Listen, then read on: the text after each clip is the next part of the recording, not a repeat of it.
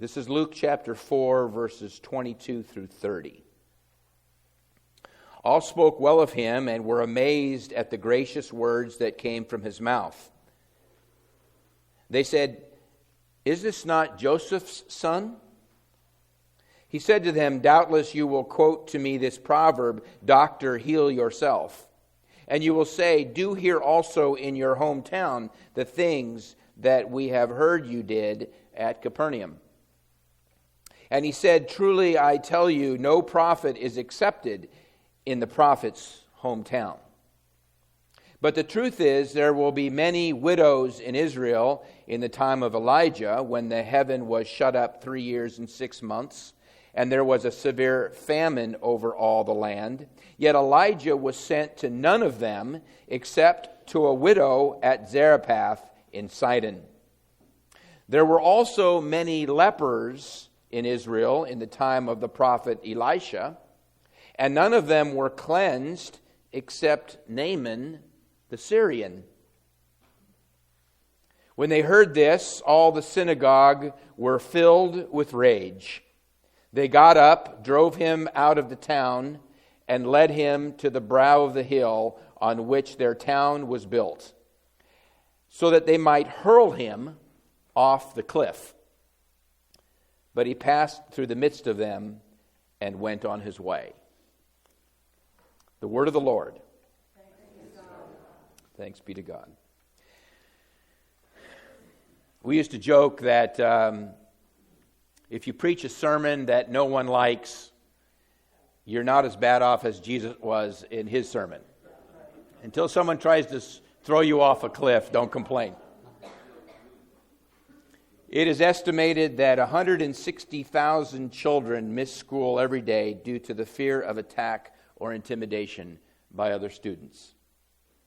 American schools harbor approximately 2.1 million bullies and 2.7 million of their victims. 60% of students have personally witnessed some type of bullying at their school. 282,000 students are physically attacked in secondary schools each month. Between 1 in 4 and 1 in 3 U.S. students say they have been bullied at least once in school. Most of us remember very little from our earliest childhood years, but anyone who was ever bullied will likely remember it for the rest of their lives. Taylor is now a junior in high school. This is part of her story. She says, "It started off in elementary school, kindergarten to be exact. I was considered different. The kids didn't like the way I looked and sounded. In second grade, kids started calling me a dumb blonde, and at some point I started to believe that I was. By this point, I was no longer myself. I used to be bubbly and fun and always had a smile on my face. By the second grade, I'd stopped doing all those things. Never talked really to anyone, never wanted to smile. I closed myself off. People found out in third grade that I didn't live with my mom, only my dad and stepmom. I was bullied for the fact that my mom and dad weren't together. I hated school, hated everything, treated so badly I just wanted out. I never spoke up because I didn't know who to tell. It was hard going through hearing people call you names like stupid and ugly. I didn't know how to be. I lost who I was." Hi, my name is Maricela. I was bullied from first all the way to the 5th grade. I'm in 11th grade now, and I'm 17, so it was a long time ago. But the scars of all those years of bullying are still there with me. Michaela, age 13, says, "On the first day of kindergarten, I came home with a black eye, crying because I got punched in the face by a second grader. In the first grade, I was called a loser because I had a hard time making friends and because I was short. In the second grade, it got worse. I was bigger than the other kids, and they gave me nicknames like Big Fat Loser and Chubby. Year by year, the taunting grew worse." There are hundreds of stories similar across the country in schools where we are sending our children, and they are experiencing these extreme forms of rejection. For the past several weeks, we've been discussing some of the ingredients that go into making a full and meaningful life. And today we come to one of the most difficult roadblocks in living that life. And that is the reality and the reaction to the experience of rejection. And even the fear of rejection. Living an authentic life will not always be easy, even for those who know some of how to do that. Even those who know that they're loved and they're accepted for free, and even those who embrace their uniqueness, and even those who discover their unique message or calling they might have to give to the world. But it is still hard. And one of those things that makes it hard is dealing with this reality of rejection or criticism. Now, I'm not speaking of the kind of criticism that comes from a sensitive friend or a loved one who cares about us and is sharing something that is helpful. We should always be open to that kind of contribution. No, I'm talking about one of the most common shortcuts that people sometimes take to try to feel better about themselves, and they do that by bullying those or acting superior to those that they view as less than them. It flows out of a deep-seated shame and fear of not being good enough. All bullies are afraid, and that is why they act so tough as they do. But the hard truth is this. If we wish to live a life that we were meant to live, a life full of meaning and fullness, if we wish to deliver the message that we were given to deliver, if we wish to live with this blessing that we've been bestowed by God for free, unconditional blessing, then we must be prepared to walk through the fires of rejection.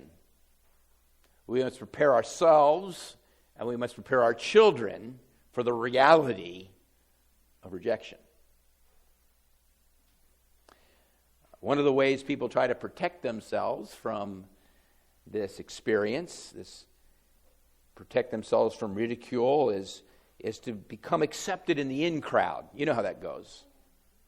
The effort to try to protect ourselves, to get with the cool kids, the popular kids. And by doing that, if we can become accepted, maybe we can be protected from the menace of rejection. But usually that kind of rejection or that kind of protection comes at a cost. Often it costs authenticity or honesty. We lose even part of ourselves by that road. Or even we stay quiet. It's one of the ways we're intimidated not to speak up when we see people being bullied or rejected. Bullying is truly one of the most tragic and hateful things we do in our society to one another, and it happens on all levels. I was thinking the other day that for the last several years, all across this country, Presbyterians in churches all across this country are being bullied. It's called spiritual intimidation, and it's the most heinous of the kinds of bullying that we do. And the reason it's the most heinous kind of bullying is because we try to make God our partner. Bullying in the name of God. Called names. You don't believe the Bible. You don't believe in the real Jesus. You don't really care about following Christ. You don't do it correctly. And it happens all across the country. We are in for a new round of bullying as we enter into the election year. You will hear it. You won't notice it because you don't really know the people being bullied. You don't really know them personally. But if they were your dad, or if they were your friend, or brother, or sister, it would bother you. In our text today, Jesus is bullied. And he was bullied by those who knew him best. Bullied by his hometown, his friends. Maybe that's the worst kind. Bullied by people who knew him. So he comes to his hometown, he preaches his message, speaks in the synagogue. But after the talk out in the patio, over the coffee and bagels that they were having there, and the lox and whatever else they ate, a few of them began to question this rabbi, this hometown boy. It occurs to them, wait a minute, isn't this Joseph's son? Isn't this Joseph's son? Isn't this the carpenter's son?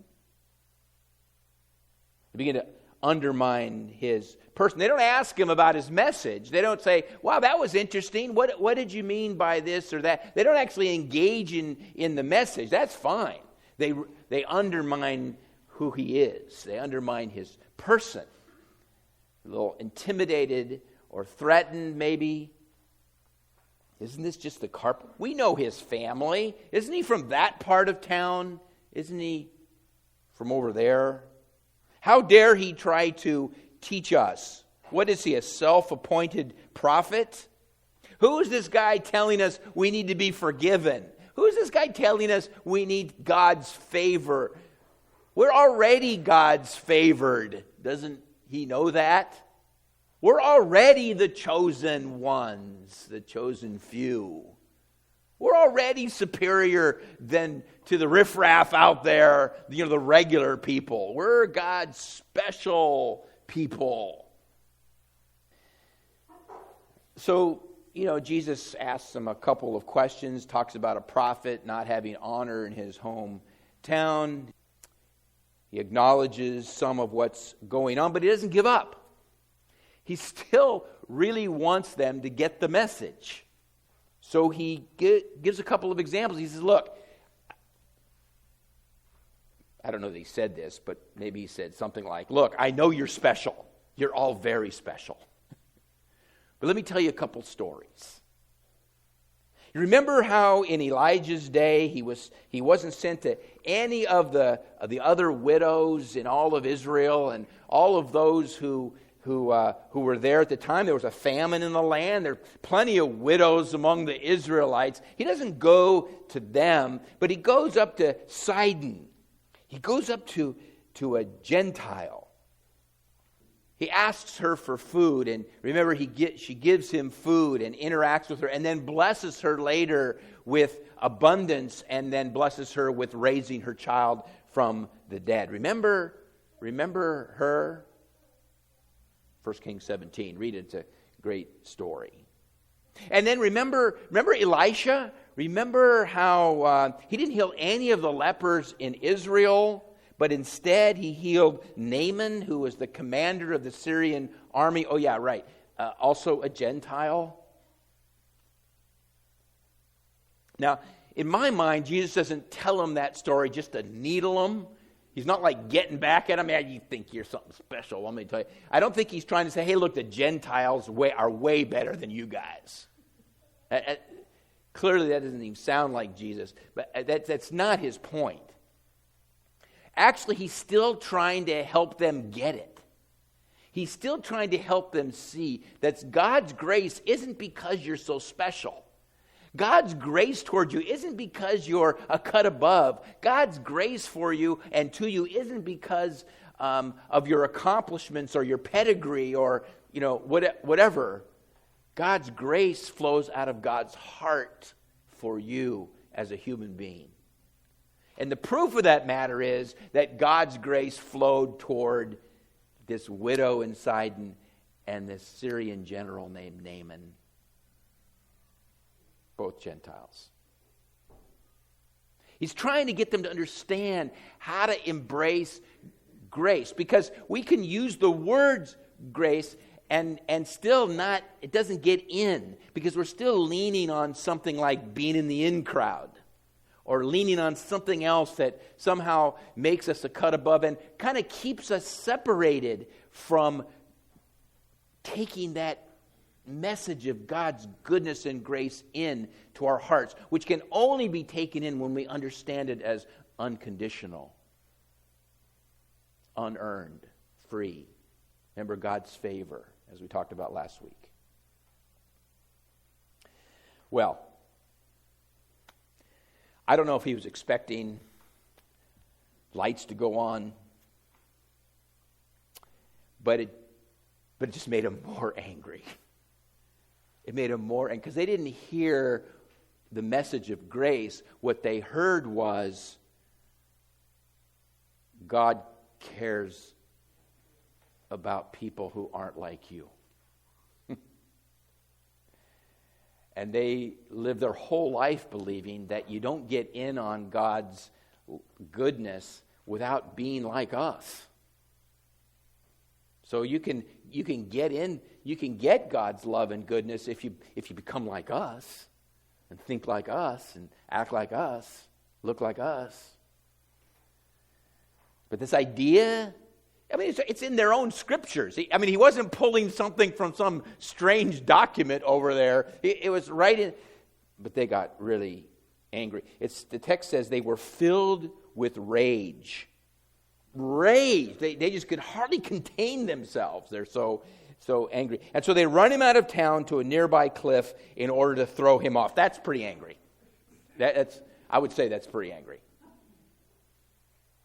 I don't know if that was a common practice when they met with a preacher that they didn't like, but, a lot of bodies down at the bottom of that cliff. I'm not really sure. So, how does Jesus deal with the rejection? What's he do? It's got to hurt, right? It's got to hurt. I'm guessing his family was there. His brothers were probably there. His sisters were probably there.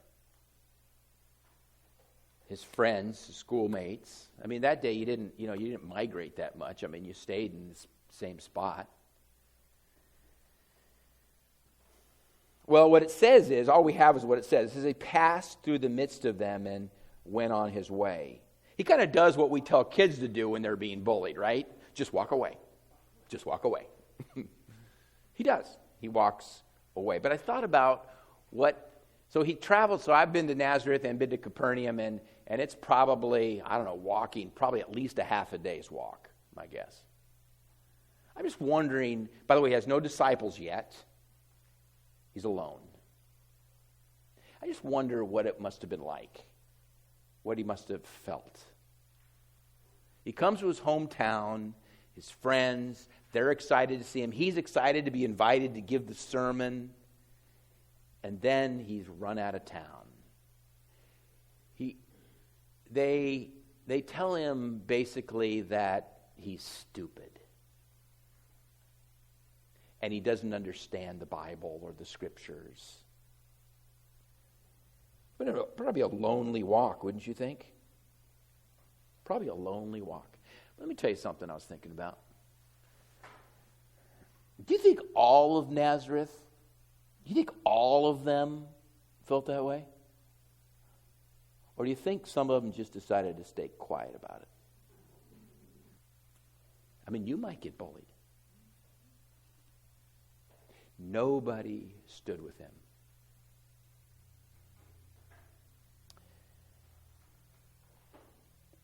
When we're trying to live an authentic life, a meaningful life, trying to embrace our uniqueness, do all these things we're talking about, the reality is there will be times when you will be faced with rejection. There will be times when you will be faced with that ridicule, with being dismissed.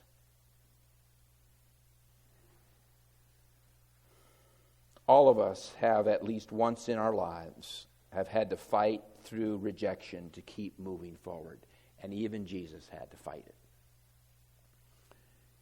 He had to fight against the lies that said he failed.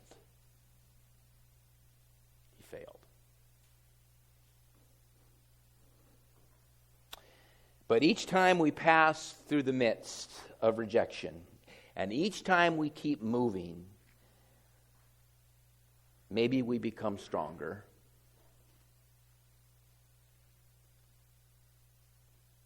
You know, Jesus, when he leaves there, it's the next chapter that he starts calling his new friends.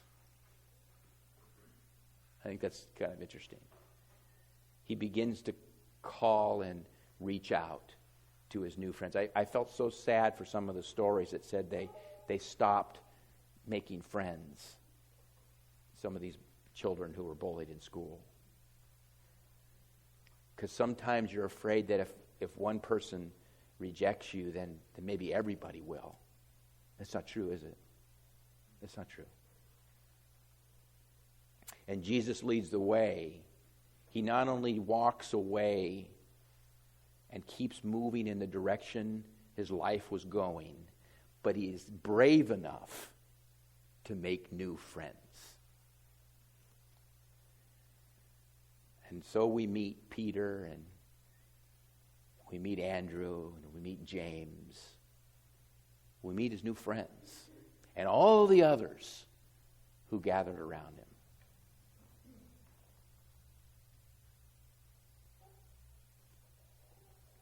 It's hard for people. It is hard to battle that kind of rejection. We have just enough self-doubt to make it difficult, don't we? Just enough. And sometimes people lose track of who they are as a result of it. Lose track. And the church was the place, when it's working right, to gather around one another and protect each other and tell each other the truth about being valued and loved and unique and gifted, treasured. But it's still a fight. There's remember the old story of Winston Churchill when he went back to his hometown to deliver a speech to his old school. It was a boys' school, I think, and there was all these boys, young boys, seated around, staring up at him. And it was in 1941, and he got up to speak. And he wanted it to be memorable. Maybe this is why Jesus did it. He wanted to be memorable, so it was very brief. And he got up. You remember what he said? He stood up, and here was his speech. He looked out at the boys, and he said, "Boys, never give up. Never give up. Never, ever, ever